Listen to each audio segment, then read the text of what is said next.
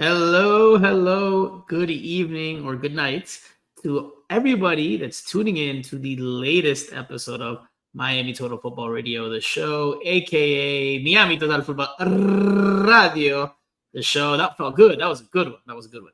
My name is Franco Panizo. So if you're new here, I am one of your usual co-hosts.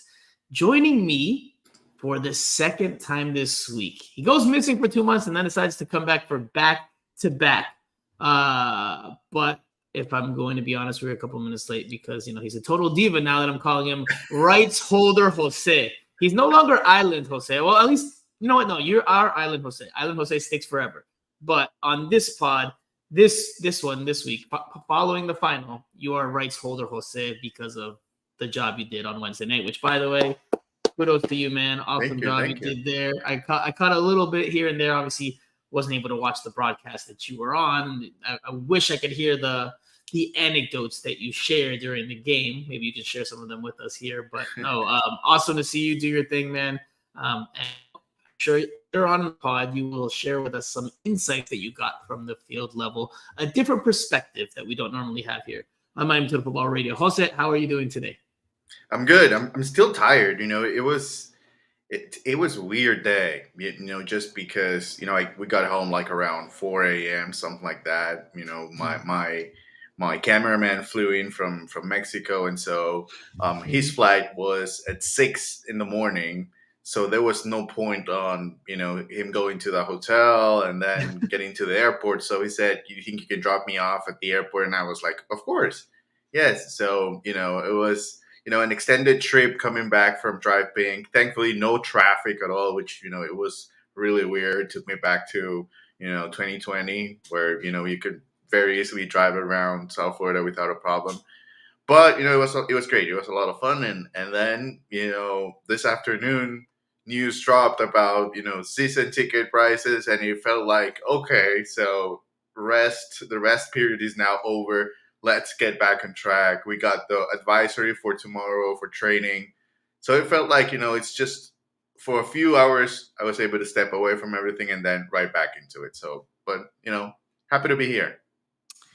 Well, we're happy to have you here. And look, I mean, the initial plan was to dive right into the Open Cup final, right? And to discuss what we saw, what happened, the analysis, the usual thing that we do here. But the news today, like you mentioned, which with the season ticket pricing being revealed, I mean, I think we should start there and then work our way into the more futbolistic, or I mean, that's not really a word in English, but futbolístico, the tema más futbolísticos, the more soccer terms. I mean, that's at the tip of a lot of fans' tongues, if not most fans' tongues in terms of Inter Miami. I've seen either other people from other cities, other markets talking about, what's been making the rounds there on social media, especially on Twitter. So before we do all of that, hello to everybody that's tuning in. And in the comment section there's a bunch of comments already. Again, we will have some of you on if you guys are up for it. I will have to send you a link via email. So you're going to have to, if you want to take part and share your two cents live with the camera on, you're more than welcome to. Even if they don't want to put the camera on, I think that should be fine. Well, then we'll just see a black screen and then right. It would be better if you guys want to put the camera, but I think the most important thing is to get the people to have a platform in which they can express what's going through their minds right now. Listen, I don't know if we have to show our faces, then everyone's got to show their faces, Jose. I mean, come on, people got to look at us. We got to see everything. There's better out there to look at for sure. So yeah, if you want to join us, just let us know and leave us your email there, and I'll send you. I wonder if you can drop a link on the comments and people can just click on it. I'm not 100% sure. I don't know. I don't think that's how it works, because then everyone just pop in and then we're just surrounded by a bunch of. No, I mean we'll have a queue. We'll have a queue and we let people in, one by one. But we really want to hear from you guys. So hopefully, we get one or two of you guys to come on the show tonight so that we can. Who are the brave souls that will join us face to face? Yeah.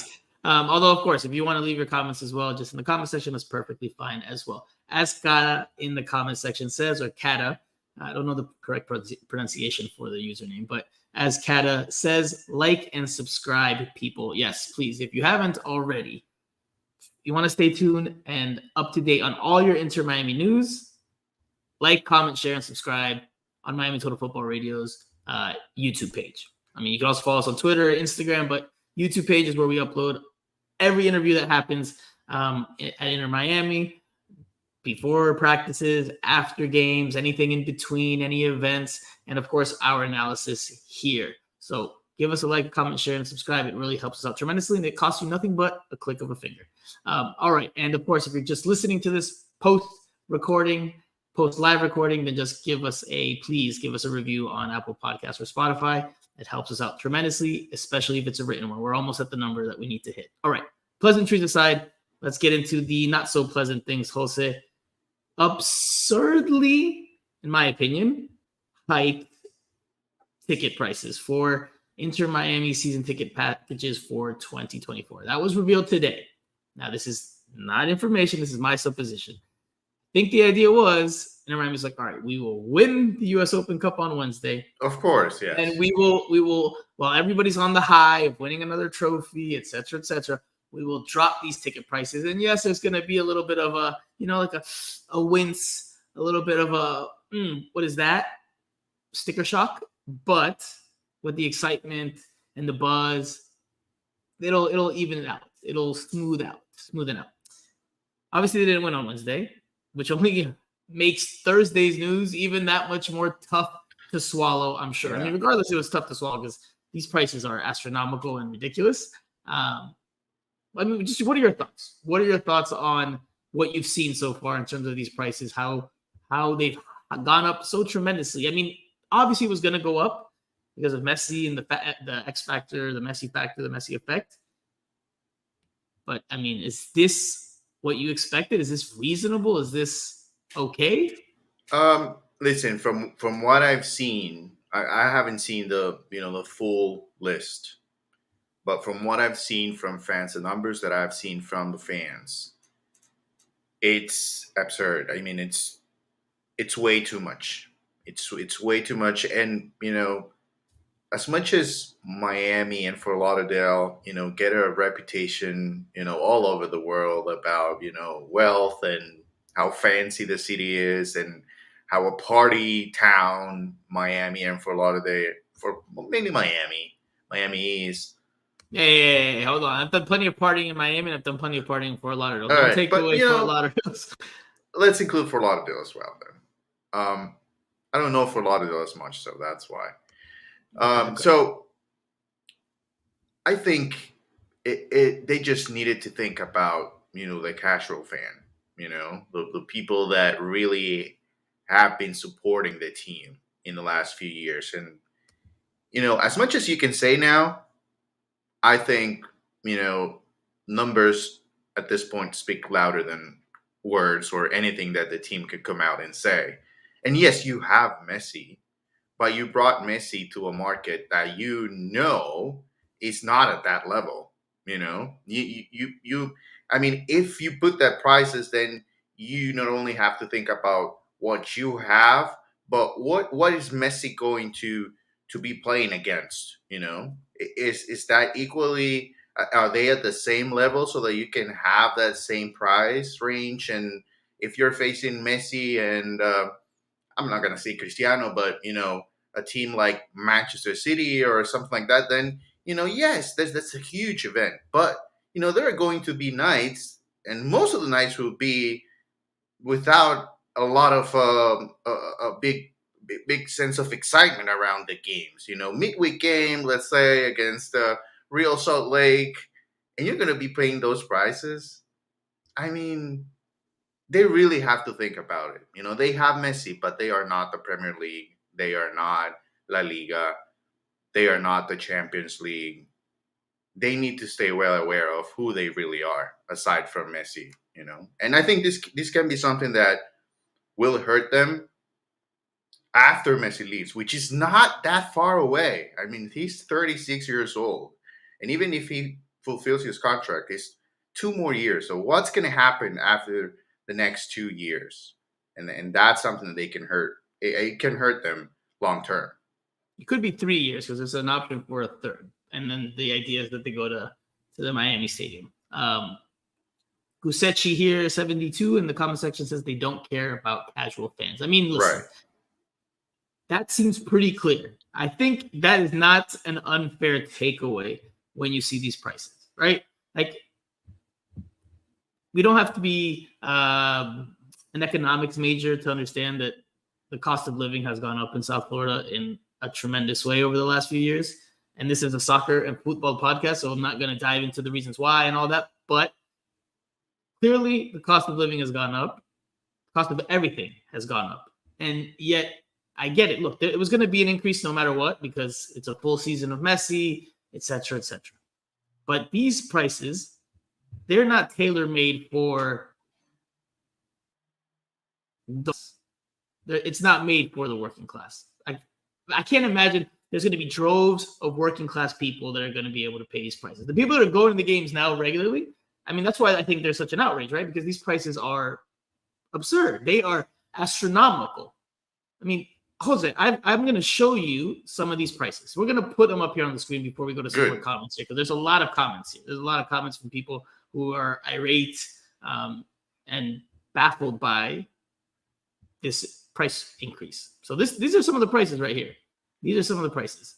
I mean, Jose, I mean, what everything stands out, but what stands out to you the most there? I mean, there's so much to really dive into. My goodness, I mean, obviously that's not, you can't see the seating, but you get an idea of this is just per season, per one ticket, how much it will cost you. And by the way, if you want to sit in the supporter section, I believe, I'm not sure that's the 485 one. I don't want to say the wrong thing, but nonetheless, Jose, I mean, just look at these numbers. Yeah, it's incredible. It's impossible. Like that's I'll tell you what, this is something that takes out of the picture so many people that have been there since day one, and not because they don't want to be there. They just can't. Wait. Hold on. Wait, I think I got it wrong. I put the wrong picture. That's from 2023. So I just did it wrong. I did it backwards. Hold on. I didn't take a good look. So those are the numbers for 2023. So let's look at that. Because your jaw's about to drop when you see the change. So I have to pull that one up now. I clicked on the wrong one. Apologies to everyone who's watching and is like, wait a minute, that doesn't look too bad. I was like, wait a minute, 484. It didn't even make sense to me because that's why I hesitated on the supporter section. But go ahead, Jose.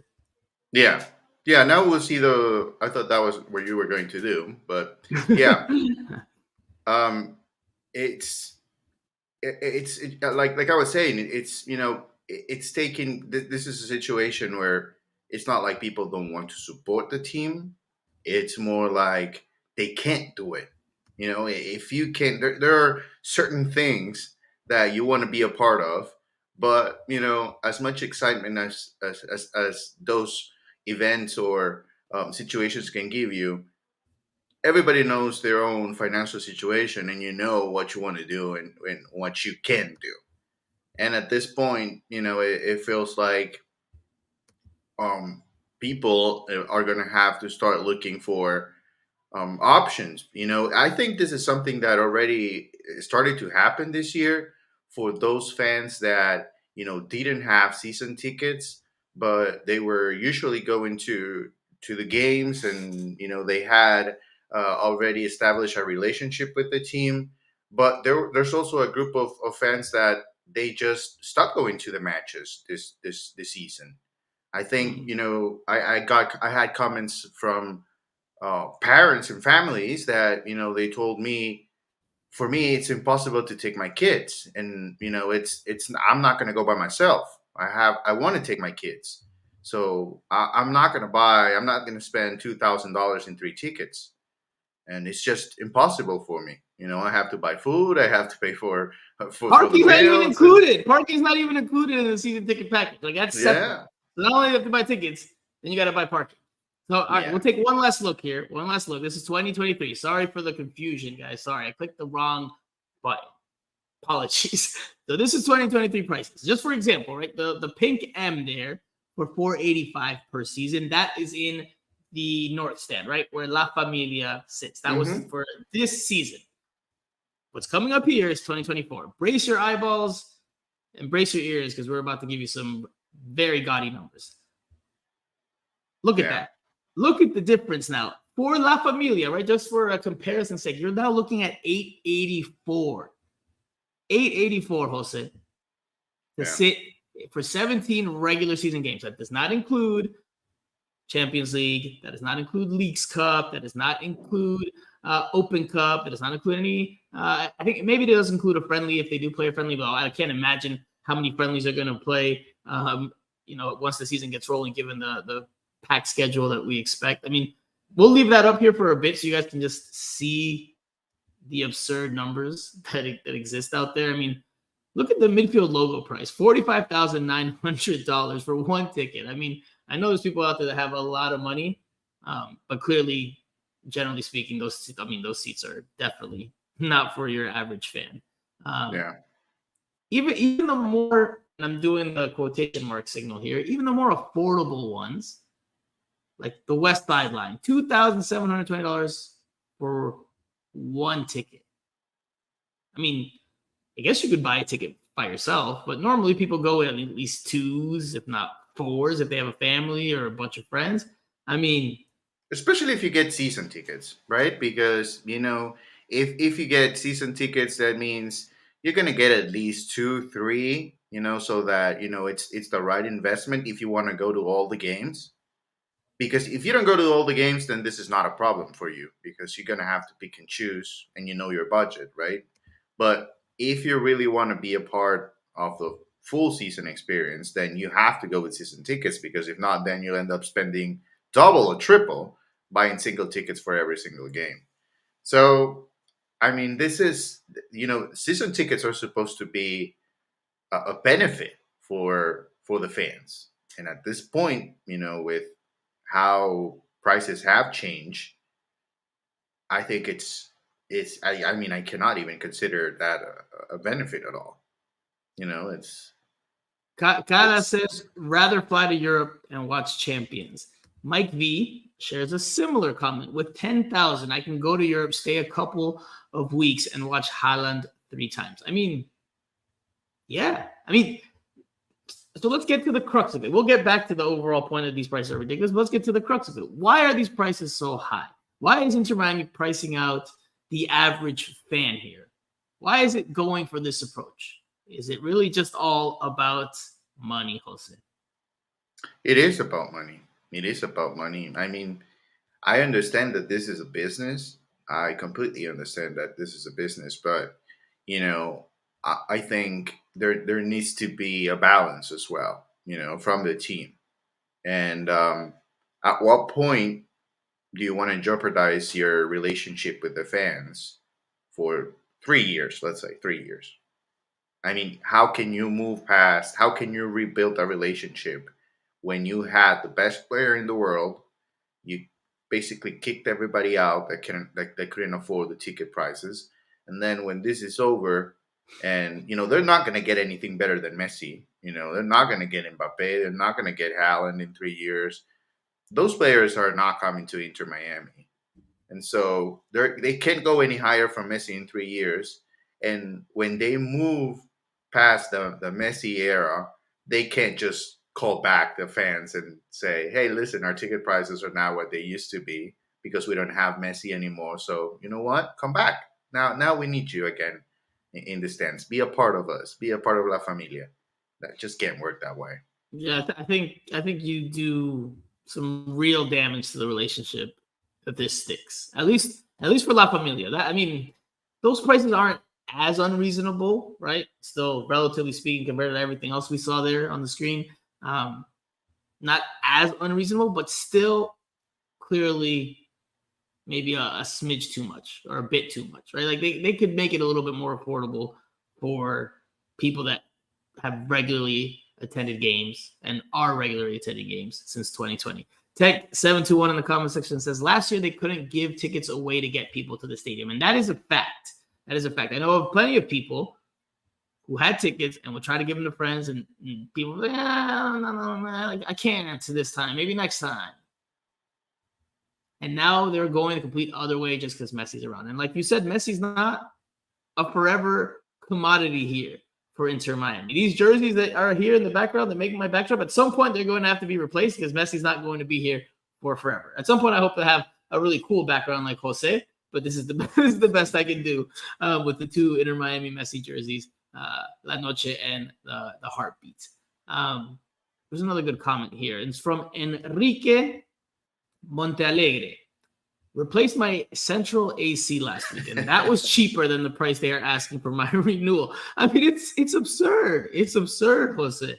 It's absurd. And it does come down to money. It does come down to money. This is one of the bad side effects of the Messi effect, right? Like, but they can make money in so many other ways, Franco. I mean, really. I mean, they can. I mean, I think we all expected, an increase, right? I mean, it's normal to have an increase when you have Messi. You have a much better product with Messi on the field. And then again, things can happen within the season. I think we all know, and we'll talk about that later. We know about what could happen and how many games he can really play and all that. But we're not going to get into that because, things can happen. It can be really good or it can be really bad. But aside from that, we knew that ticket prices will increase.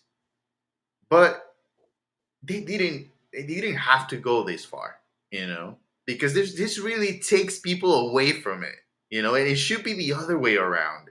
It should be, giving fans from Miami that have been football fans for years from all over the world that live here in Miami, give them an opportunity to watch the best player in the world wear your jersey, feel that you have an identity with the team, build an identity with the team, and if that's just through Messi, then so be it, let it be. It's easier that way, of course. But with these prices, I mean, this is going to continue to be a situation where fans will rather watch from home than really get involved. And the best way to get involved is once you go to the stadium, once you're there, once you see him, once you see the fans, you get involved. You really love the environment, everything around the team. When you're watching from home, the game finishes, win or lose, you move on to the next thing on the TV channel or your Netflix or whatever. So you don't build a relationship that way. Carlos Nunez, our first ever Facebook commenter, because I just found out how to integrate my Facebook Miami Total Football account on here. Carlos Nunez, the first Facebook commenter, says, outrageous, especially for La Familia members. That's a slap in the face with a surprise-looking emoji. Doovster says, here to talk Inter Miami season ticket fatality. A new Wiseman. I'm an Atlanta fan, and I say that La Familia should walk out and protest over these robbery hikes. I mean, everyone feels pretty miffed about this. I mean, everyone that's vocalizing it on Twitter. I won't say everyone. Mostly everyone is, try to not use umbrella terms. No, but if you're vocal about this, it means you care. Because if this is something that you don't care about and you're happy with just moving on, okay, this October I'll go to my last game. Next year I just won't go. It's fine. I don't have a problem with it. Then that's it. You don't just go on with your life. But if you're talking about this, if you're showing that this is something that really bothers you, it means that you care. And those are the people that you really, really, really need to think of. Haiti Football says, it's okay, don't panic. Messi's playing for Violet AC next. It's time to go to Haiti to watch him. Violeta AC is better than Inter Miami. LOL, laughing. They had a very good run in Champions League. They won against Austin. They did. Yeah. Now I don't know. I haven't done the numbers, so I haven't. I'm better with words than I am with numbers. Clearly, saw the botched job I did here with the graphic. But Mike B says, I did some quick math, and it's $50 million in ticket sales if they sell all. So basically, they want to pay Messi with the tickets. And, bro, it's not like they're selling $5 beers. Shake my head. I mean, it's true. It's true. It's not just like these prices are ridiculous on their own. And then you take into account, again, parking's not included in that. Concessions are not included in that. I mean, are Champions League games included? I don't think so. They are not. 17 regular season games. So I mean, what is Stripe Pink Stadium going to look like? The one, I guess I don't want to say silver lining, but the only thing that could potentially give people a reason for optimism, although I doubt it because there's such a long waiting list, right, of people that are trying to get season tickets if the current people don't renew. But the only thing that could be is that it says prices are subject to change. So Yeah, but that usually means we might go higher. I mean, what do you think? All right, let's go at it. Let's tackle it or look at it from a different way.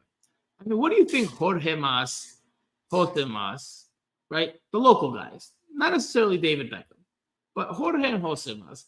What do you think their reaction has been to the reaction, their immediate reaction? And I'm sure they've seen it on Twitter, or they've heard about it through people that are, that work for the club and that are higher up and that talk to them. I mean, what do you think their reaction is? And I have a feeling you're going to go very sarcastic or humorous here, but I'm being serious. No. What do you think their reaction is? Get your joke out of the way and then give me what you actually think. No. I'm not joking about anything. My thought when you ask me this is, it doesn't really matter what they say now, because these are numbers that were probably under. I mean, they were under review for weeks, right? I mean, this is not something that they're just figuring out right now. I mean, this is a situation that is pretty clear. I mean, prices are way too high. And aside from the result from last night, I think the reaction might be similar. It might not be the same, because obviously there's frustration because of them not winning the trophy. But I think Jorge Mas, if I mean, this is fixable, I guess. If there's a situation in which they can really listen to people and make an adjustment, I think that would be ideal. So I would say actions speak louder than words at this point.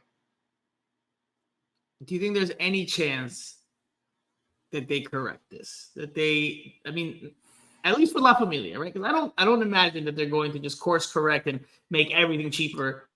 Like, I'm sure this was carefully thought of. This was carefully planned. Any chance that they go cheaper for La Familia? I mean, listen, we've seen La Familia express their displeasure on different occasions.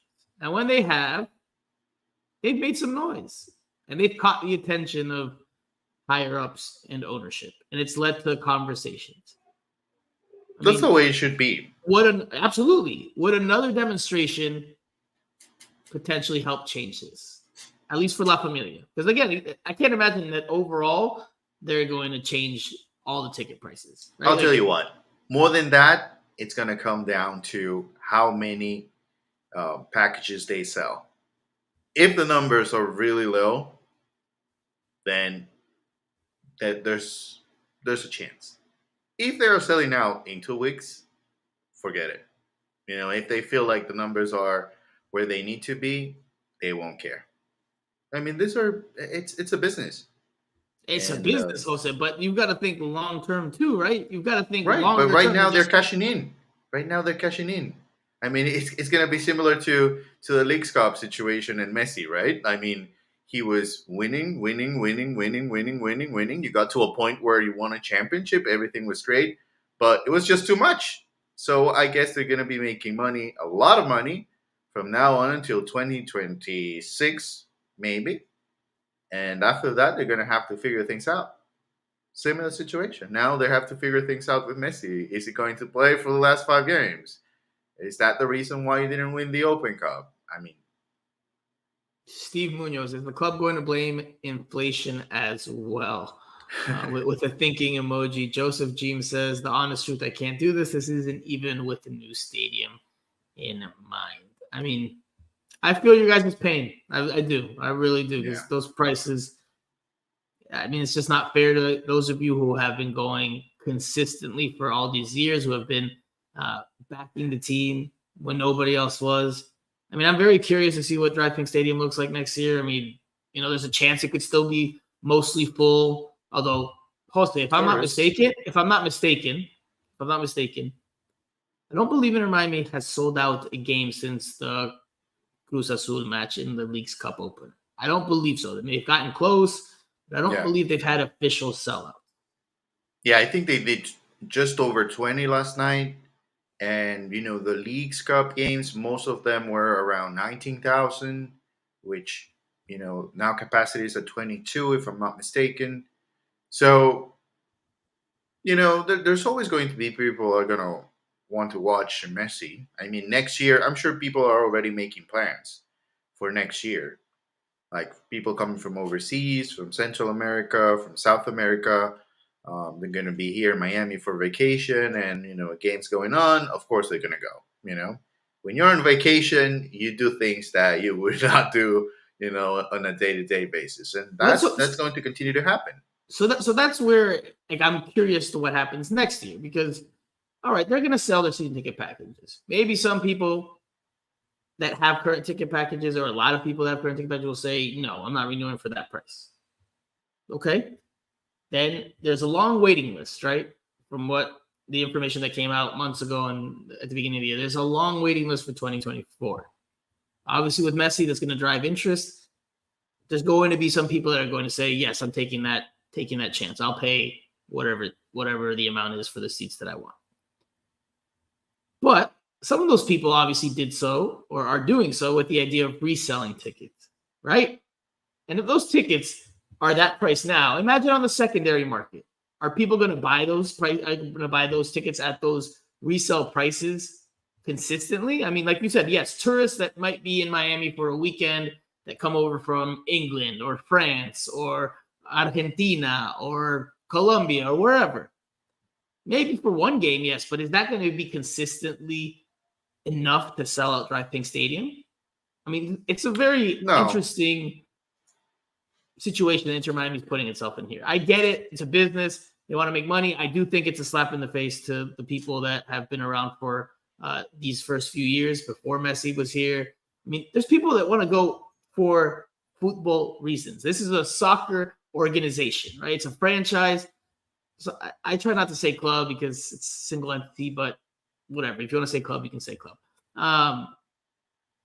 It just feels wrong, man. It just feels wrong. It feels wrong. And to me, it goes back to a bigger point, which is just how soccer is run in this country by and large, right? Like you see that everything, and of course it's the United States and it's, money reigns in the United States, but it just feels wrong that soccer's being managed this way from higher levels, and that's has the trickle down effect all the way down. So yeah, and I think especially with Messi it's different because there are so many other things that you can do to make money if that's what you want.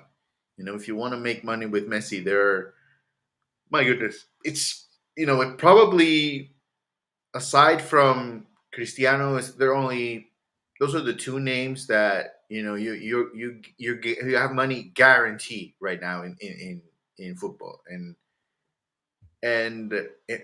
having Messi in MLS, I think we already know what at least we got a sense of what the potential is. But again, I think here the main point is what happens when Messi is gone. Are people traveling from Argentina? Are they going to pay a ticket to watch Ben Hakremaski in his last season with Inter Miami before he moves on to the Premier League, let's say, final game? Are they going to care about that? Um, these are fans that are going to be here for Messi. If Messi is gone and he moves on to play with Orlando City, they will go to Orlando. They will go to Magic Kingdom on Saturday, and on Sunday they will watch Messi with Orlando City. They don't care, and the fans that are being bothered by this are the fans that last night, and here's a little bit of insight from being on the field. from After field the level, right, here we go. After the match finished, and obviously there was a lot of disappointment, but there were a lot of kids like that ran to the first row, and they started yelling to players. And you will think, the name that they had in mind was Busquets. And no, that was not the case. They wanted Kamal Miller. They wanted Ben Hakremaski. They wanted those names, names that as soon as the kids started yelling those names, I was like, yeah, there is a relationship there with the little ones.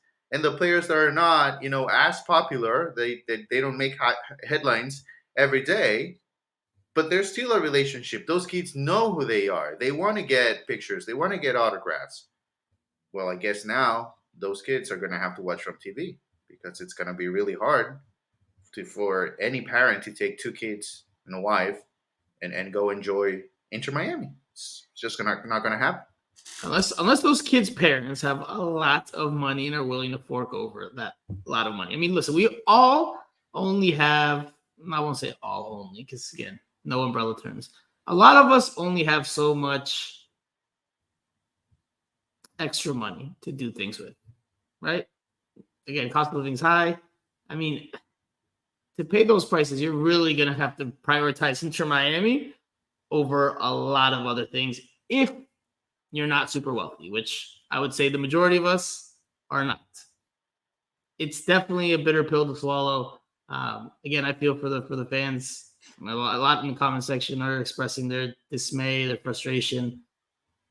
Hopefully there's some type of course correction. I mean, you can bet and count on us that whenever we talk to ownership again, which will be at some point, whether it's this year at the end of the season, whether it's next year before the season, whenever we have the chance again, we will make sure to ask the question about this and what the thought process is long term, what the vision is long term, and if there's any fear that they're jeopardizing breaking a relationship that was probably the strongest out of anything going on between the fan base and the organization. But I think we'll leave it there with regards to the ticket for now. Do you have anything to say, Jose? We didn't have any brave soldier that wanted to show their face. So I think we're just going to have to switch gears to the football side.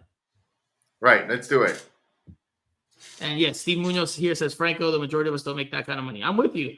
Right. I don't make that kind of money. I told Jose before we even started this, like, if we weren't media members and we get in for free, right? If I was not a media member, I'm a soccer guy. I'm a football guy. I would be going into Miami games on a regular basis because I love the sport.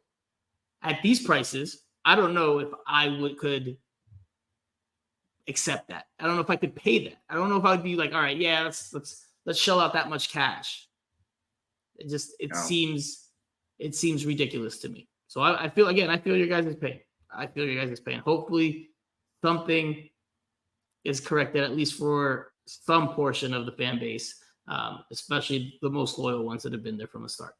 Jose, let's talk about some actual football, especially since you are on the field and can provide us with some more insight from the Green Rectangle. Inter Miami loses the Open Cup final, misses a chance to win a second trophy on Wednesday night at DraftKings Stadium in Fort Lauderdale, Florida. 2-1 defeat to the Houston Dynamo. I didn't think Inter Miami would lose. You said there was a chance if Messi didn't play. Well, he didn't play, and they lost. And in that first half, they were outplayed tremendously. Yes. In the second half, they got better. They pulled one back in stoppage time. They were like a bad college student. They left it till late. Scored a goal in the 92nd. Tried to make a late push, but too little, too late. Yeah. What were your thoughts on the defeat, on the match? And I guess we'll get to Messi here. I guess we'll start with Messi, actually. The fact that he didn't play. Yeah, well, I think this one is on Tata. More than Messi not being available, I think the team was not ready to compete. The first half. And, I guess it's an acceptable excuse, how tired the team is. But for me, I mean, that's a situation where that comes into play in the second half. 70th minute, 75th minute, team is tired. Okay, I can take that. A lot of games, that's for sure. But the team came out flat from the first minute. And you're playing a final, you're not tired in the first 15 minutes of a final. I mean, you have the excitement, the adrenaline, everything going your way. You're playing at home. You want to win a championship. You can't be tired in the first 15 minutes of the game. And yet, Inter Miami played probably one of the worst games in since Tata Martino arrived. And I think that's on him. I think that's on him. And also, credit goes to Houston. I think they play really well. I think the game was decided in the middle of the field. And that's where Tata made the mistake to me, including Benja, which, he didn't play a solid game, and Gomez, which to me, and I wrote about this morning, I think Gomez, the next 5 games for him are very important, because if he doesn't find a way to turn things around, I think he's going to be one of the disappointments of the season. Gomez, he gets the start, he didn't perform. Other than, I guess the idea was for both of them to help out Busquets in the middle a little bit, and I think they were not the solution, but a problem, an added situation that Busquets needed to find a way to figure out how to give them the ball in the right position. Just overall, flat performance. And I told you this in the mix zone. The faces of the players from the first minute, I didn't get a sense of confidence at all.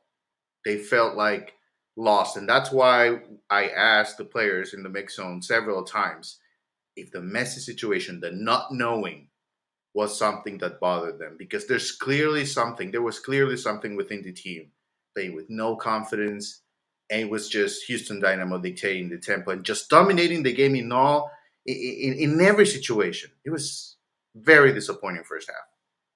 So I spoke to Herculez Gomez. He had me on his podcast earlier today talking about the final. And we talked about the terrible first half. And I agree with you that it was one of Inter Miami's worst first halves worst halves in general, since the Messi era began. Now, again, Messi wasn't there. We'll talk about that in a little bit. You put it on Tata. I put it on Tata as well. And I like Tata's head coach. Overall, from what I've seen, and not just with Inter Miami, and over the course of his career in MLS, I like what I've seen. I like how he, by and large, expresses himself in press conferences, whether I agree or disagree. I like what I see from his teams from an idea standpoint. But in this one, I think he got it wrong. Now, it's true, like you said, that the team is tired, right? They've played a grueling stretch of matches over the last couple of months, from Leagues Cup to Open Cup to regular season, midweek matches littered in between. I mean, they're tired. FIFA dates. There's been FIFA dates. Sure, they're tired. They're a tired team. Tata Martino, for example, he's not speaking to the press tomorrow before practice. Second time he's done this in recent weeks. What we've been told is that or what we were told last time, I don't know about this time, is that he's also fatigued from talking so much to the press and having to make so many appearances with the media. I mean, this team is tired. That is a fact. That does not excuse the terrible performance they put forth in the first half. And that's why I put it on Tata. I think he got it wrong. And this is where we're going to dive into some things and some comments here. I mean, there's a lot of comments in the comment section. We'll get to that in just a second. But the information I got was that Inter Miami did not do a walkthrough with the starting 11 on Tuesday. Now, Tata Martino may have done that because he didn't know yet. He was trying to figure out what best complement of players who are fit, because that's what he talked about a lot in the postgame. It's like, I have to pick from some players who are more tired than others. And he talked a lot about that. He offered that up as a major reason for why the team didn't perform well, which I take as an excuse, because when they've won games, that comment isn't harped on as much. It's convenient now that they lost to say, oh, well, now my team's tired. No, that first half was abysmal. And the reason for that is, I think, my opinion, the team didn't know, one, the lineup until Wednesday, hours before a game, when they met in the meeting. And then two, which, listen, some coaches take that approach. Sorry, going back. Some coaches take that approach. They don't put the lineup out until the day of the game. Okay. But Tata then makes changes to the lineup and to the tactics, not having rehearsed, not having no tuvieron un ensayo, right? No ensayaron. They didn't rehearse the different things that he implemented, right? Because they played a 4-5-1 defensively at times versus Houston Dynamo with Facundo Farias coming in on the right side. We've never seen that before. We've never seen a 4-5-1 from Inter Miami under Tata Martino, not that I can recall. And I don't think it's what's the word I'm looking for? Help me out, Jose. Too many words. I mean, English and Spanish words, sometimes they get lost in there. I don't think it's a coincidence that Farias had a terrible game. I think he was uncomfortable. He didn't look like himself. I think he was just not ready. He was trying to do too much.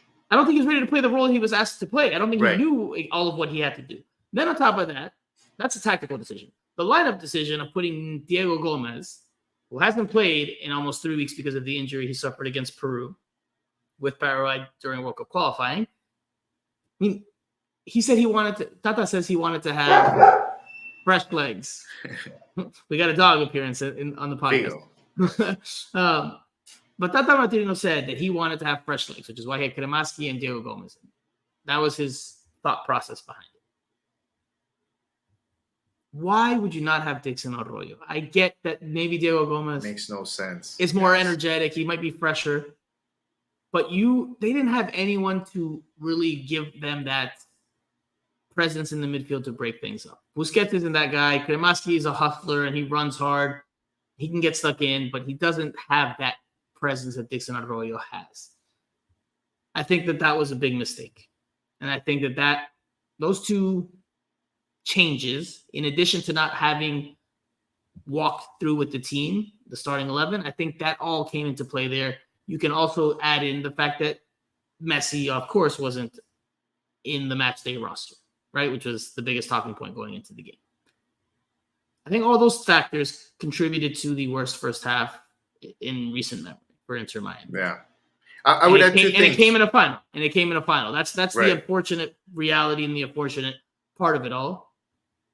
Yeah. It came in a final, and that proved costly. For Tata Martino, who's an experienced head coach, it's a tough pill to swallow. Listen, he's gotten the team to 2 finals. You win some and you lose some. You can't win every single final. The hope is that you do, but at some point you'll lose one. They lost one, but we got to look at the reasons why they lost. And I think Tata Martino is the main culprit for why they lost this one. Yeah, I think there were some of the situations within the game, that were pretty clear, that were clearly not working. I think one of them was, that matchup between Christoph and Quiñones. I mean, that made no sense at all. Even Yedlin couldn't stop Quiñones. How dare you send Christoph out there to chase Quiñones? There's just not a good matchup there.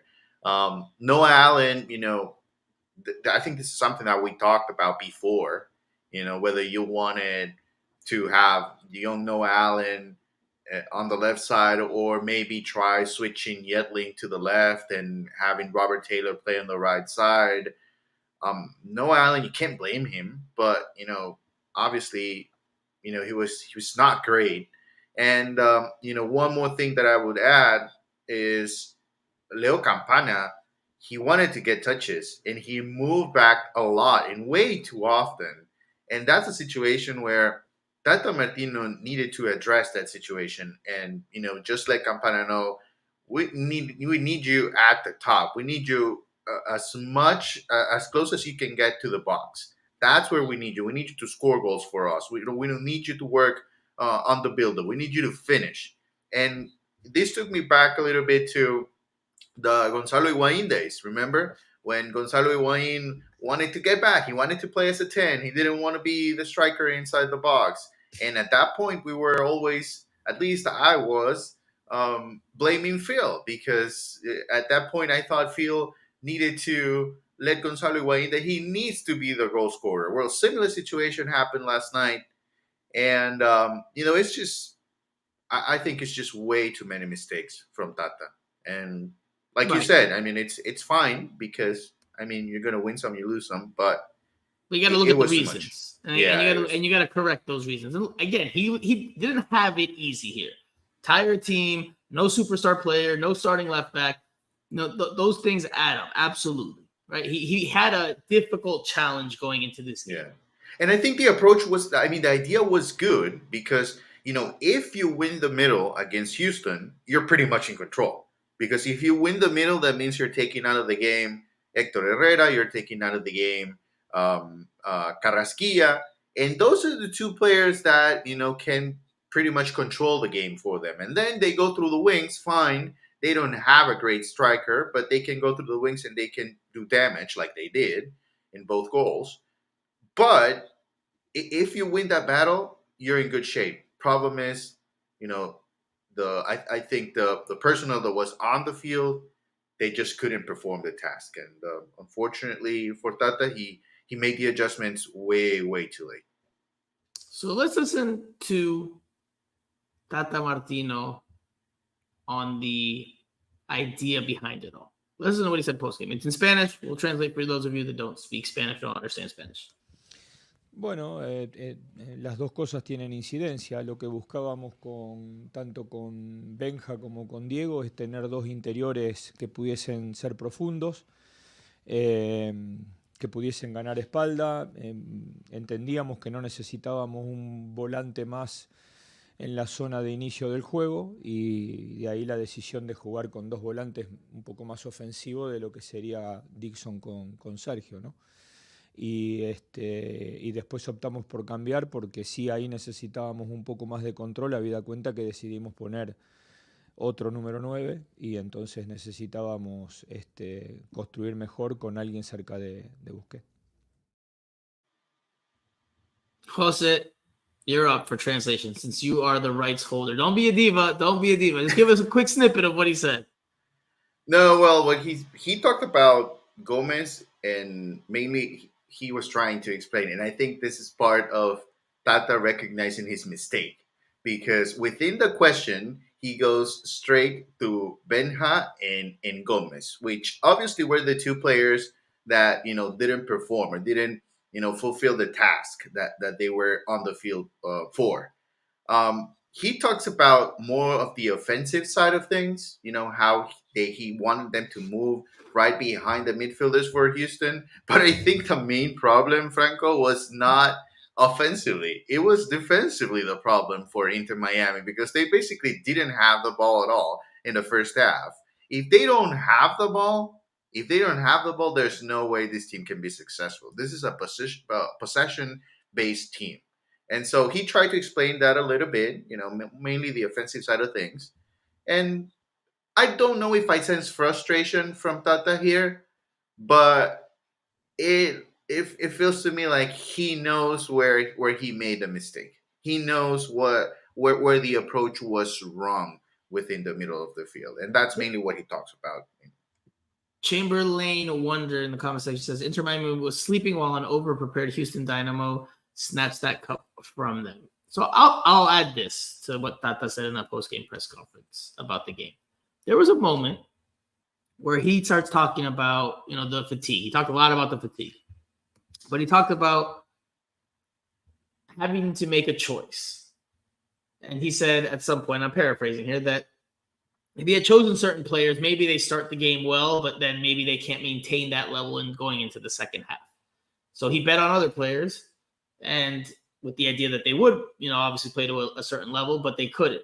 And then they got better in the second half. He does also add that he didn't think that his substitutions at halftime were the reason why Inter Miami got better. He just thought it was, he said he thought it was just a natural response from a team that was down 2-0, playing in a final at home, blah, blah, blah, blah, blah.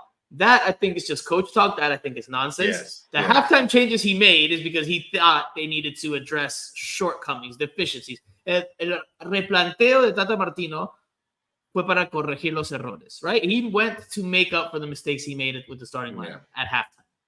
So that post-game speech about, oh, no, it was just we're looking for this or that, more control, and we just happened to play better, I think that's just, him trying to cover himself publicly. Absolutely. 100%. But I agree with you. I think he knows, as a man of football, a man who's been around, that he put, any decision a coach makes is a gamble, right? And he gambled, and it didn't pay off.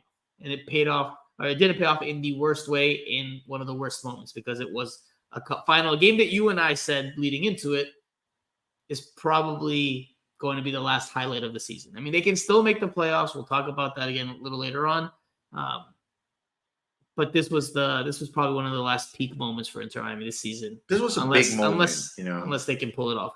Final at home, before the match, since I was Mr. Rights Holder, so I had an opportunity to talk Rights holder Jose. Rights holder Jose, yes. So Rights holder Jose got an opportunity to talk to Busquets before the game. 1v1, very short, but nothing, spectacular. But which you were not afraid to post a picture of on your social media channels. Buena, Jose. Right, yeah, I needed to. Yeah. So, in that conversation, I asked him about, playing. It's a different moment for the team. You're playing at home. You're playing again with your fans, and this is a big game, mainly because obviously you're paying for a trophy, but you're gonna have that opportunity to celebrate with your fans and have that moment, that connection with them. And Busquets, he said, yeah, absolutely. I mean, we're really looking forward to the opportunity of celebrating. Not that winning away from home is not important or it takes anything away from a championship, but winning at home, it was something that they really wanted to do, and I think that's the main thing here. More than not getting the second trophy, it was, when are we going to get that experience again? How long is it going to be? They had an opportunity within hours, and now obviously the playoffs are still a possibility, but that doesn't mean you're going to get to play in a final. A playoff game is not the same as a championship game. And it's going to take some time for them to have that opportunity again. And you never know if it ever is going to happen, especially playing at Dry Pink. So I think that's the main thing for me that, I really felt bad with the fans. I'll share some more of that later on. So I did a piece for the Palm Beach Post, my first time writing for the Palm Beach Post. They asked me to do some coverage for them, which I did happily. And I wrote, the lead was, what was supposed to be a special night for South Florida soccer turned into a painful and forgettable. I mean, everything was positioned for Inter Miami to celebrate at home with the fan base, lift the trophy, have festive scenes late into the night, and they missed the opportunity. Yeah. And they whiffed on the opportunity. And again, it's sports. Look, you're going to win some games, you're going to lose some games. El otro equipo juega también, right? You have an opponent that goes up against you and is going to try to do their things to win the game as well. Losing is always a possibility, but for Inter Miami, which was the favorite, it definitely stings. It definitely stings. A lot of credit to the Houston Dynamo fans, though, because they showed up in a good way, and leading to the game, I don't know how many Houston Dynamo fans were comfortable with paying a ticket and booking a hotel and doing everything that's required for you to go on the road. And they did it good in a good, I mean, I was at the Houston Dynamo Hotel, and there were a lot of fans there too. So when it comes to team hotel and stuff, I mean, some of those probably are real, like, I'm not going to say real. They're fans that are, just fans of the team in the day-to-day. But when it comes to team hotels, you also have fans of the team that are, related to the players, that are connected to the club. I mean, you would agree that they showed. How do you know? How do you know that a lot of that portion of Houston Dynamo fans weren't like people that work for the Houston Dynamo front office? No, they were for sure. That's what I'm saying. Like, they could be just club employees who just threw on a jersey and they traveled over because it's a big game. And then they're just in the stadium, and you just think that they're just average fans when they're actually someone that works. No, but there was a good number of fans, like on. So there was Houston Dynamo fans with Messi Houston Dynamo jerseys with the 10 on. I don't know if you saw that on social media, but there was more than a few couple. They're just like this, but just in the orange Houston Dynamo, and it said Messi, which is interesting to see. Well, but I mean, if your team is playing against Messi on a final, you want to be there. I mean, for both things. I mean, you want to watch Messi play, and you want to watch your team beat Messi. I mean, of course, it makes sense. But it's a midweek game. You got to take time off from work if you right. If you have right. A regular no, that's right. I'm telling you. Yeah. So, you touched on something. You want to watch Messi play. a Yeah. lot of us, almost all of us, wanted to watch Messi play. Mm-hmm. He did not. He watched in casual clothes from the suite with his family at field level. Field level, Leonel. Yeah. I thought he would play, to be honest. I know you thought he would start. Yeah. I told you he I would thought play. I thought he would be on the bench and come off the bench. He Yeah. did neither. He was not in the 18-man roster for the final. We had asked Tata before on Tuesday, right? We recorded on Monday night, so what happened on Tuesday, we haven't covered here. But Tata, more along the lines, said that it's not anything overly serious. Messi doesn't need any surgery. That Inter Miami's not trying to be mysterious about it. It's just a matter of them not wanting to give out information that can alter the Houston Dynamo or any opponent's game plan for them, which makes sense from a certain standpoint, especially because, as I reported earlier this week, I spoke to a league official, a club or a team official a couple years ago, and they said one of the reasons why teams do not report injuries, right? Why it's not consistent across the board is because MLS has no universal rule for how teams have to report injuries. So some teams decide to be forthcoming about it. Some teams choose to be very hush-hush. And there's no punishment. There's no right way to go about it because MLS decides not to have a universal rule. I think MLS should have a universal rule. I think there should be much more transparency and clarity. But we go back to the main talking point from the beginning of the pod. It's a business, and MLS chooses to prioritize the money more so than the sporting side far too often, in my opinion. And this is another one of those cases. Because if you know ahead of time that Lionel Messi is not going to play, and that's the only reason you're going to consider buying a ticket and spending on concession and parking and jerseys and merchandise in the venue, and you know he's not playing, then you're not going. And if you're not going, then MLS isn't making money. Inter Miami's not making money.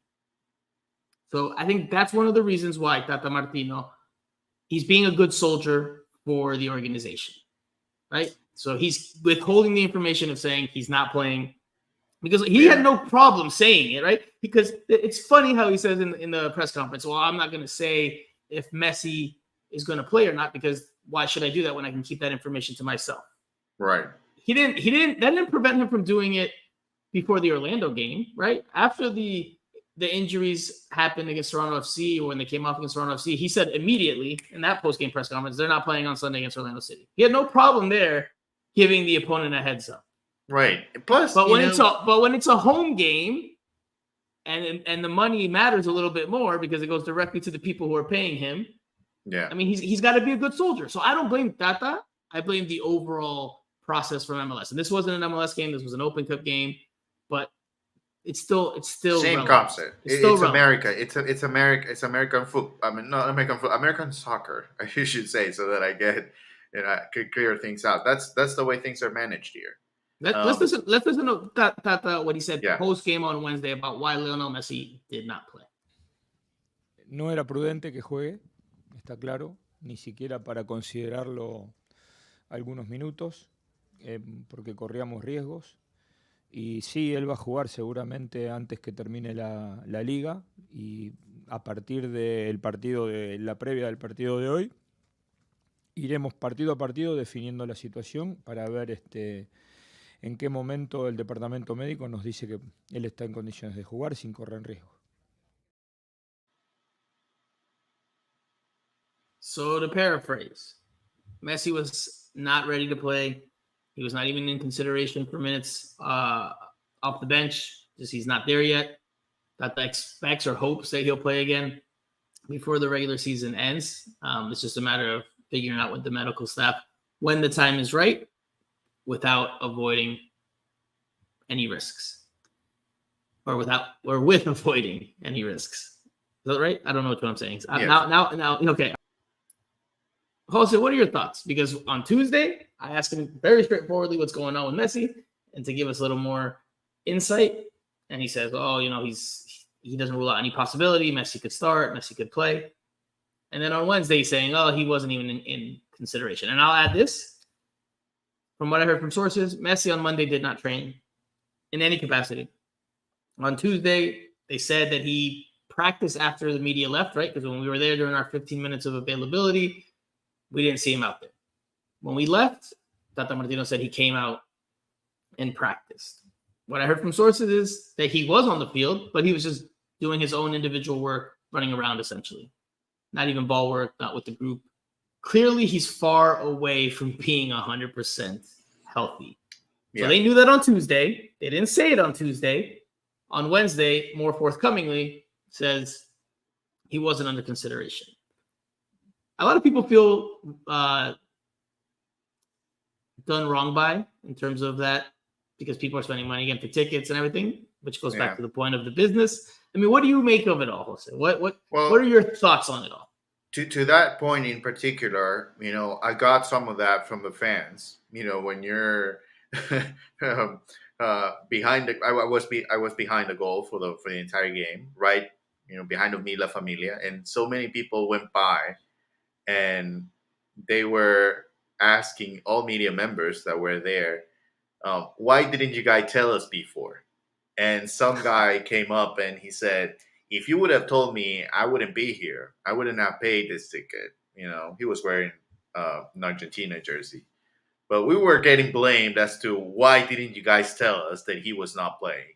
There was another group of fans, which it was heartbreaking to watch, that, it was families, like little kids that, when they were running as close as they could to the field,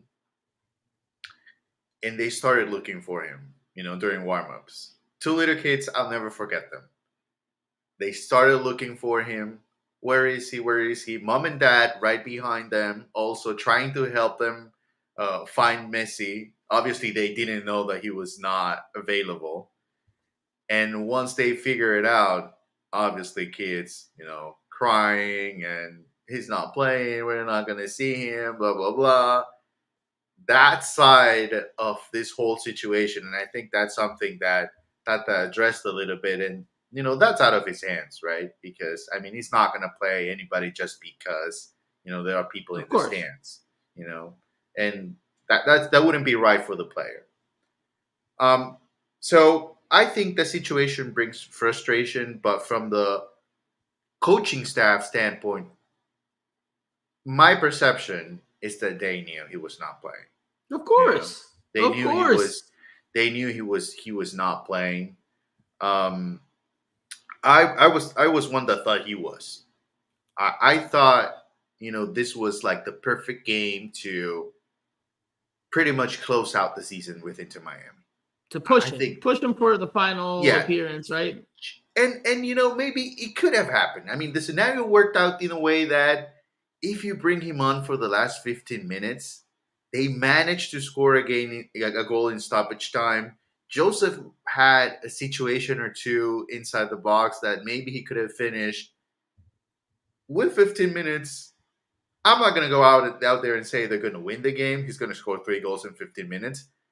But it could have been one of those scenarios that we saw in Leagues Cup. It's not completely out of the picture if you have him play 15 minutes, at least, Because I don't think there's going to be any bigger game than this for the remainder of the season. I don't think they'll make the playoffs, especially if that's with the assumption that he's okay to play, which he's not okay to play, regardless of what they say.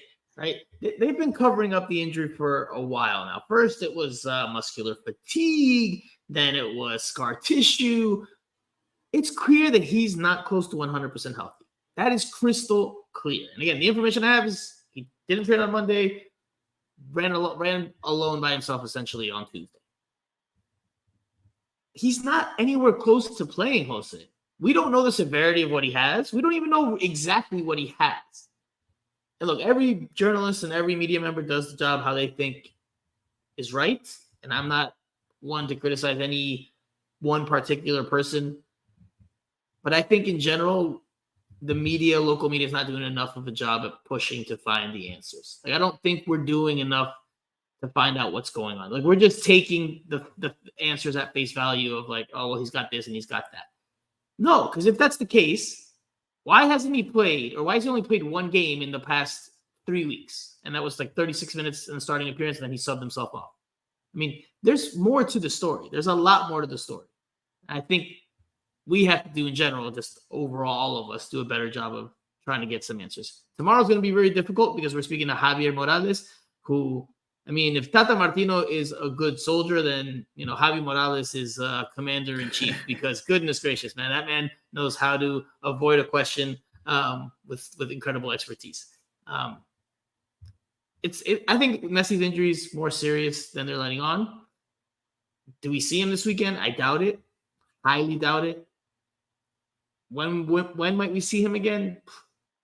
I don't know, man, because he's got international duty coming up. Argentina I'm sure would love to call him up. Well, Tata was pretty clear about, if this was not a final, we were not even thinking about it.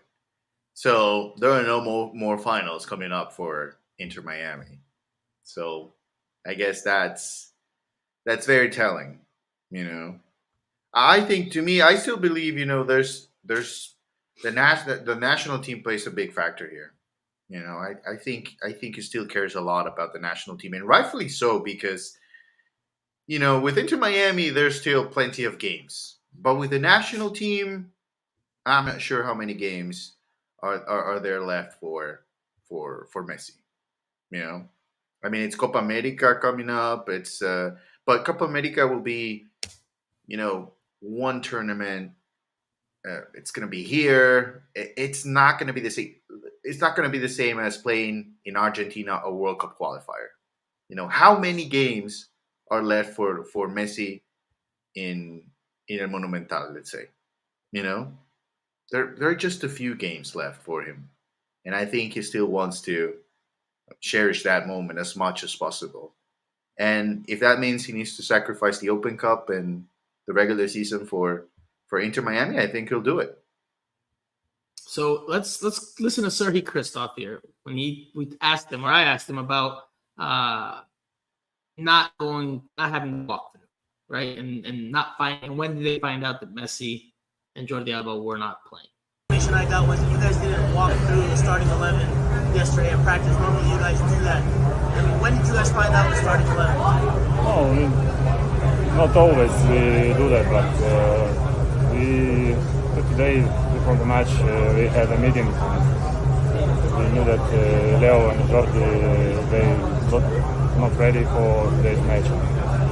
Of course, they're important players for our team, but as I said, their health is more important. Their health is more important, is how he finished it. Jose, we'll wrap up the game analysis here. We could go on longer because the second half was better from Inter Miami with the changes they made. But not having Messi in the field, not knowing he was going to be around, I have to imagine you have to know in some capacity, though, if he's not training, that he's not going to play. But just the mystery behind it all, I think that did impact the team in some way. I think that does influence things a little bit. Even if barely, I still think it does influence things a little bit. And of course, without his presence, I mean, this team has looked, if with Messi, they're here. Without him, they're here. Even though they've won games without him, they're still here without him. And against a very fired up and well-prepared and well-drilled Houston Dynamo team, that just giving them a first half, just wasting the first 45 minutes has just put them in too big of a hole. Second half, it was better. And Josef Martinez scores a well-taken goal, but that's even after he misses or wastes a couple of opportunities. Like there's that 1-2-on-1, if I'm not mistaken, with Campana, where Campana plays him the ball, and it looks like, hey, this is the chance that they're going to pull one back with plenty of time left in the game, and the ball gets kind of caught underneath him, or he gets behind him. He botched that one. Just not good enough overall from the entire team. It's not on any one player, but I think Tata bears a lot of responsibility. But the team also let down. Yeah, I think it's on Tata. More than anything, it's on him. But then again, I think he's probably tired too. It could be. He is tired. He's not even speaking to us tomorrow. It's the second time he's done that in a couple of weeks, man. Like I get it, and I think it's a clear sign of how exhausted this team is. Like they're drained, man. They're drained not only because of what they have to do on the field, but off the field, right? Like, and we were speaking to some people in and around the club recently, which helped bring some insight to it. Tata Martino doesn't just talk to us, right? He doesn't just do media with the local media that's at practice. He also does stuff with, Apple TV, with the broadcast partners. He's got to do different interviews for that. So he's got a lot of media requests because of what this team is now with Messi and all the media attention it gets. Es el equipo más mediático, right? The most media attention-grabbing team. So he's got a lot pulling at him besides just what he needs to focus on in terms of a soccer and football aspect. But guess what? That is the challenge you signed up for when you said, I'm going to coach Inter Miami with Lionel Messi. That's the challenge they have. So you got to manage that in the best way possible. All right, Jose, very quickly, to begin wrapping things up, let's just go into this weekend's game. We're not going to do a whole deep dive here. We can save it for the post-game analysis next week. Inter Miami hosts New York City FC on Saturday night at Drive Pink Stadium. It's a matchup between 14th place Inter Miami and a New York City FC team that currently sits in 9th place in the Eastern Conference. They hold that last playoff berth as of right now. These are 6-point game. These are the standings. These are the current standings. It's massive in terms of Inter Miami's chances for the playoffs. Yeah, it's a 6-point game. I mean, you have to win that game. It's a must win. If they lose, right, what happens? Well, it couldn't be as dramatic if they lose because there's Montreal as well. Right, Montreal could lose, right? Yeah, so things could still be the same, but this is more about an opportunity.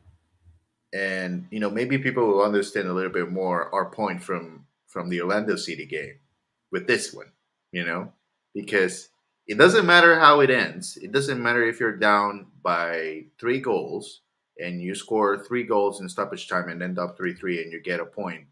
That's not good. That's not going to be good. These are the games that you have to win because of the situation that Inter Miami is in right now. There's no moral victories at this point. There's no feeling sorry about Inter Miami. There's no Orlando City. We played well. There was no Messi. There was no Alba, and still we got a draw on the road. We started under 20 players. You need to get 3 points. At this point, there's no other way around it. So for Inter Miami, it's a must win. Doesn't matter how. They need to win the game. Kusechi72 says, come on, man. Tata is tired of what? He's just a coach. He is not a construction worker.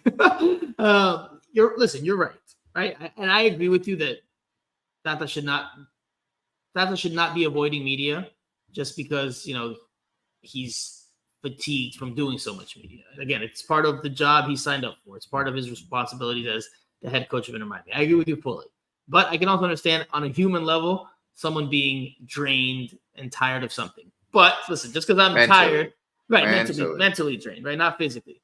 But just because I'm mentally tired from writing articles, does that mean I just get to stop writing articles? Or if, a teacher is mentally drained from teaching students on a given day, do they just get to just not go for that day? You could call out, I guess. No, but you'll miss details. It's not the same if I call you at 3 a.m. Then I need you to write an article, then you're most likely to miss something than if I tell you to write it at 4 p.m. or at 9 a.m. I don't know what that has to do with what we're talking about.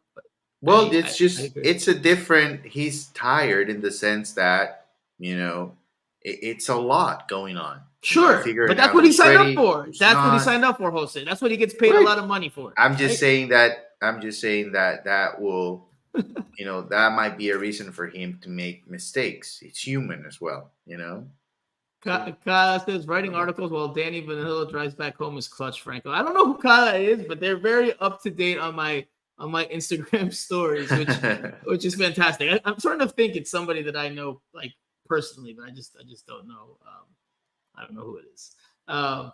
So they've got to win this game on Saturday, right? To continue to stay in the fight. I guess they could lose and still be in the fight, but it's one less game. This is a home match. They've got to capitalize on it. Have to win it. We don't expect Messi to play, right? Or are you going to tell me you expect Messi to play? No, not anymore. Not anymore. I'm not taking any more chances. I'm going to wait until I see him. Well, tomorrow, I guess I don't know. I don't even know if we see him tomorrow. I don't think I'll be 100% positive that he plays. But I guess tomorrow will be a good indication of is he making any progress or not. If we don't see him tomorrow, and in the first 15 minutes of training, then definitely he's really really far away from playing. We'll see if he is at all in uniform tomorrow, how much he does with the team in practice. I don't think he plays. Just my supposition, my sensation, not inside information on that one. I just don't think he plays. I don't think he's ready. For Inter Miami, if he doesn't play, they've clearly got to do better than they did on Wednesday night. What's the key to the game, Jose? It's interesting, because normally I will go with something related to tactics, but I think the key to the game it's to overcome the disappointment of losing the final. Everybody at this point feels like Inter Miami, they can't make the playoffs. They won't make the playoffs.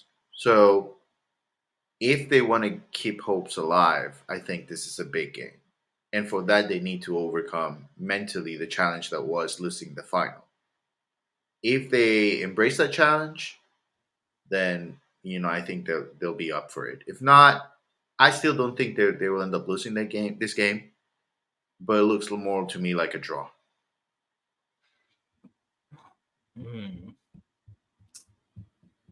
I don't know. It's tough for me to put out a prediction here because it depends on what Inter Miami shows up, right? And let's listen to this Drake calendar here as we wrap up this week's show, or this week's second show, because he does talk about rebounding and finding a way to move past the disappointment and frustration of Wednesday night's loss and focusing on a still doable task of making the playoffs. Yeah, it sucks that we lost the final game, but there's a little bit of perspective we have to add to it, to where we just played 2 finals in 60 days. We still have a lot to play for this season. We're in a decent position to make playoffs, so of course we have to feel what this felt like, and we have to accept it and move on, because we have another game on Saturday and another game next Wednesday. We have to be in a mindset and physical ability and like our energy wise to be able to perform and get the points we need to make playoffs. Very Drake calendar like. Very, very Drake calendar like.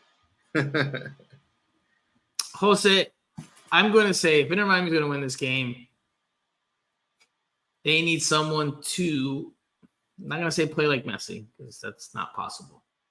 But someone's got to pick up the slack. It's been Farias by and large, but somebody's got to do it if they're going to win this game. Someone's got to either pull the strings or create the moment of magic. That has to happen. That, again, we saw Inter Miami with, they're going to have the ball probably. They're going to possess it. They're going to have their stretches, but they need someone to be that creative spark or that lethal finisher when the chance comes about. Someone has to be a difference maker on this team. And they lack that when Messi's not on the field. They lack that difference maker. And if collectively you're tired and you're not on fresh legs, right? So that collectively you're going to break the other team down from the run of play, then somebody's got to put the team on his back and win it for Inter Miami. They need an individual moment of brilliance in Messi style. Just someone that has a good game and dominates their individual matchup and makes an impact and is the most influential player on the field in the attacking half. If they do that, they win this game. If they're going to rely on them just breaking New York City FC down collectively from the run of play, given how tired Tata said they are, and I mean, let's be fair, they are tired, then I think they need somebody to have individual brilliance. That's the key to the game for me. Formation. Do they stick with this 4-man back line? Do they go back to the 5 at the back? What do you think, Jose? I think they go to 5 in the back. We keep saying that, but then they didn't do that in this final. Yeah, and that was surprising to me because I thought, because of the Noah Allen situation, I think Tata exposed him, and on the left side, just, playing as a left back by himself in a final. I think he needed help there. And I think Toto plays. I think Tata likes Toto Aviles. I think Tata likes uh, Gomez, and he's probably by himself on that one right now. But he's going to continue to trust him. I think they go to 5 in the back again. Yeah, I agree. I think they go 5 at the back after seeing how exposed they were defensively, right? I think that will be like, I got to get back to showing things up in case we get hit on the counter. So I think that's what Tata's mindset will be. I think to go back to 5 at the back. We'll see how it goes. We'll see what lineup I won't even ask you to predict the lineup because since there's so many moving parts with all the fatigue. I mean, It's just going to be a tough exercise. Maybe a fun exercise, but last time you kind of struggled with it, so I won't. I won't put you through the ringer again. I don't want to put myself through the ringer either. That's the more honest assessment there. All right, Jose, I think that does it for this week's show. I have a final thought. You do have a final thought. All right, we're doing final thoughts. All right, Jose, go for it. Well, my final thought, it's a huge thank you to a lot of people that came to me and said, I listened to the podcast and I really enjoy it. Please continue to do it. So thank you guys. If you're not watching right now, you're probably watching later or listening on Apple Podcast or any other platform. Thank you so much. Listen, here's the situation. When I'm not on the field, when I'm not Rights Holders Jose. When you're normal island Jose. Yes, when I'm Island Jose or Cinco, I don't move around a lot on game days. I would go to the press box and I would go. He's lying. To the mix zone. He's lying to you guys. I saw him leave a press box to go buy his mother-in-law a jersey. Oh, well, one time. Yeah, in the middle of a game. And he came back drenched in sweat minutes into the second half. I told him he was the best son-in-law in the stadium. I'll do anything for my mother-in-law. So I'll do anything for my mother-in-law. So that's why probably I don't get to see you, but I really appreciate you guys coming over and it's great feedback. I mean, I know Franco, you get it a lot, but it was great. It was great. So I really want to thank everybody, and hopefully you continue to watch the podcast. And yeah, that was great. So I'm very thankful, and that's my final thought. It is nice to meet people that you talk to and exchange comments with, opinions with, whether it's on Twitter or whether it's here in the comment section. It's nice to meet people and just see them face to face. And I think, Jose, we've invited you, the fans have, and I've invited you to have the same type of exchanges that we've had. Yes. Milton Aparicio invited me to come over to the Southern Legion area. And I just couldn't go because I was live at the moment. He didn't know that, I was live. I had a headset and I had people talking to me, and he didn't know that. And I couldn't explain him that I couldn't go at the moment. But I really appreciate that as well. And I promise that I'll go before the end of the season. I'll go. I can't go this Saturday, but I'll go. Stop being a diva, sir. Stop being a diva. No, but I'll go. I'll go for sure and hang out. If you're going to say at the beginning of this podcast that you believe that these ticket prices are outrageous and that Inter Miami fans should be up in arms about it, well, then you should be out there with the people listening to them express their frustration in person, Jose, not just on social media, my friend. And that's where I think I've invited you, and you've gotten invites from plenty of fans and different supporters groups to come hang out pregame. And you've always said you're going to come, and you've never done it. That needs to happen in 2024. That needs to happen. No, we'll go before the end of the season. We'll go together. No. See, that's why I'm not going to do that to you. I'm not going to do that to you because there's only a handful of games left. Less than a handful of home games left. So it's going to very limit you. And you have other duties on the weekends. You call games for USL. So I'm not going to make you stick to that because then that's going to be a false promise. No. I already have the plan. Early next year, Jose. Early next year. By the way, here's a final thought. I'm going to leave it out there for you guys that are still here late. Little treat. I mean, I've heard, don't know where, but I've heard that next year's preseason might be international for Inter Miami. They may be going abroad. The Lionel Messi show, which would make sense, is going to go abroad to, obviously prepare for the 2024 campaign, but also, sell tickets, sell jerseys, see some more eyeballs or get in front of more eyeballs in different parts of the world. Are they making room for media on the plane? Because I know like Houston Dynamo made room for media. There were media members who traveled with the team. So that's always a let's get ready. mind-boggling thing to me. That's always a mind-boggling thing to me. And I know it happens. Like the U.S. men's national team has done that at different points with different, members of their core media. They'll have them travel on the same team plane. Of course, there's rules and things that you can't do or say. It's also done for security reasons. If we're going to like a Central American country that's maybe not the safest, I don't know. It's an interesting. I have thoughts on it. It's an interesting dynamic there, but because like your job is to report, right? Your job is to unveil the truth. But then if you agree to that, then you're kind of withholding. Well, I mean, truth, you right? can agree. I know the press pool rules for the White House, and you can't report some. I mean, that doesn't necessarily mean that you can't report everything that you see. You just, there's a fine line between what you can do and you can't.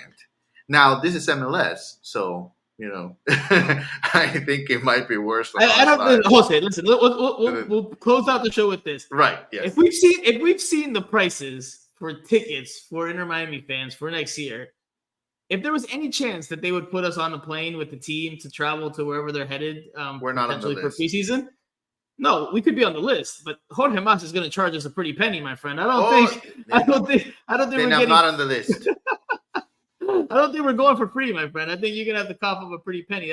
That's safe. You're gonna be next year with the fans going to be like this. No, this is outrageous. We cannot pay these exorbitant prices because you're gonna have felt the same pain. No, Take me off the list. That's a joke. That's a joke.